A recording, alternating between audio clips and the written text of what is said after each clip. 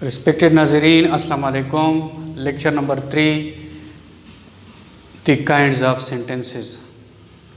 Sentence की definition और तफसीली वजाहत लेक्चर नंबर 2 में गुजर चुकी है, वो आप यूट्यूब पर सर्च कर सकते हैं।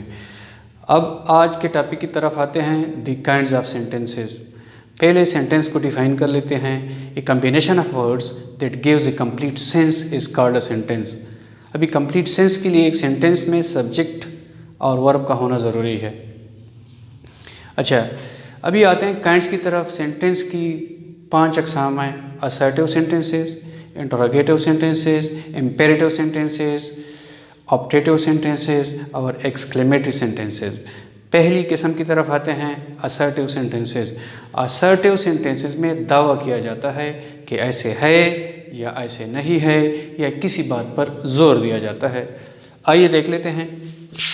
आई लव पाकिस्तान, ये दावा किया गया है कि मैं पाकिस्तान से मोहब्बत करता हूँ। मकसद है कि अफर्मेटिव है कि ऐसे है, ये दावा किया गया है। She did not go to school, वो स्कूल नहीं गई। नेगेटिव, ये दावा किया गया है कि ऐसे नहीं है। I do help the poor, मैं गरीबों की ज़रूर मदद करता हूँ, बात पर जोर दिया गया है। तो ये फिर 3 अक़साम है असर्टिव सेंटेंसेस की। असर्टिव सेंटेंसेस में दावा किया जाता है कि ऐसे है या ऐसे नहीं है, या किसी बात पर जोर दिया जाता है। अच्छा, अब भी ये बात भी याद रखें कि असर्टिव सेंटेंसेस के बाद फुल स्टॉप लगाया जाता है। Interrogative sentences. इंटरोगेटिव सेंटेंसेस ऐसी सेंटेंसेस होती हैं जिनमें कोई सवाल पूछा गया हो, मतलब कि ऐसा सेंटेंस जिसमें कोई सवाल पूछा गया हो, वो सेंटेंस इंटरोगेटिव सेंटेंस होगा। For example, how old are you, पूछा गया है उम्र के बारे में। Do you like to play cricket, ये पूछा गया है कि क्या आप क्रिकेट खेलना पसंद करते हैं। तो जिस भी सेंटेंस में कोई भी बात पूछी गई हो, वो सेंटेंस इंटरोगेटिव सेंटेंस होगा। इंटरोगेटिव सेंटेंसेस के बाद सवालिया निशान लगाया जाता है। अभी आते हैं इम्पेरेटिव सेंटेंसेस की तरफ। इम्पेरेटिव सेंटेंसेस में या कमांड पाया जाता है, या रिक्वेस्ट पाई जाती है, या एडवाइस पाई जाती है, या प्रोहिबिशन पाई जाती है। For example, bring me a glass of water, मेरे लिए एक गिलास पानी ले आओ। कमांड है, हुक्म है, इम्पेरेटिव सेंटेंस है इसलिए। अच्छा, lend me your pen please, बराए मेहरबानी मुझे अपना पेन उधार दीजिएगा, रिक्वेस्ट है। ऑलवेज स्पीक द ट्रुथ, हमेशा के लिए सच बोलिएगा, नसीहत है कि ऐसा कीजिएगा। अच्छा, नेवर टेल ए लाई, कभी भी झूठ मत बोलिएगा, प्रोहिबिशन है, ममानियत है कि ऐसे मत कीजिएगा।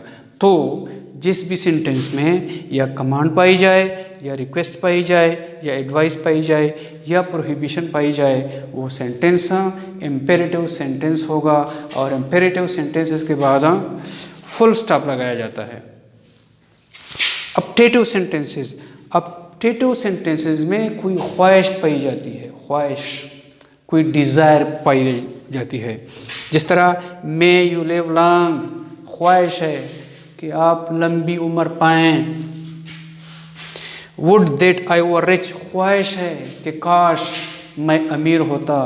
ऑप्टेटिव सेंटेंसेस के बाद साइन ऑफ एक्सक्लेमेशन लगाया जाता है। ये आप देख रहे हैं, साइन ऑफ एक्सक्लेमेशन।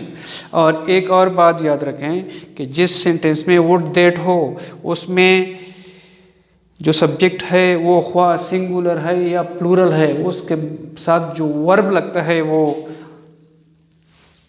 जमा लगता है, यानी कि वाज नहीं लगता, वर लगता है। वैसे असूलन तो यहाँ पर आई वाज रिच, मगर वाज गलत है, यहाँ पर वर आएगा। अच्छा, अभी आते हैं एक्सक्लेमेटरी सेंटेंसेस की तरफ। एक्सक्लेमेटरी सेंटेंसेस में कोई स्ट्रांग फीलिंग्स या इमोशंस पाई जाती हैं। गम, खुशी, खौफ या हैरानगी की वजह से किसी के मुंह से बेसाख्ता जो अल्फाज निकलते हैं, वो एक्सक्लेमेशंस कहलाए जाते, वो एक्सक्लेमेशंस कहलाते हैं। और जिस भी सेंटेंस में एक्सक्लेमेशंस हो वो एक्सक्लेमेटरी सेंटेंस होगा। और जो भी बेसाख्ता अल्फाज मुंह से निकले हों, जो भी एक्सक्लेमेशंस हों, उसके बाद साइन ऑफ एक्सक्लेमेशन आएगा। जिस तरह hurrah we have won the match, इस सेंटेंस में हुर्रा जो है ये वो लफ्ज़ है जो कि मुंह से बेसाख्ता निकला है, ये एक्सक्लेमेशन है, इसके बाद साइन ऑफ एक्सक्लेमेशन लगा हुआ है। और ये पूरा सेंटेंस एक्सक्लेमेटरी सेंटेंस है क्योंकि इसमें एक्सक्लेमेशन पाया जाता है। और पूरा सेंटेंस भी एक्सक्लेमेशन हो सकता है।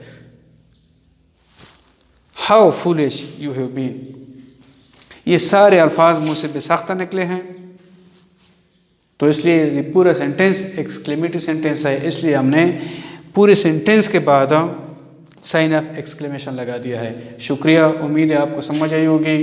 तो रिक्वेस्ट है कि मेरे चैनल को सब्सक्राइब कीजिएगा।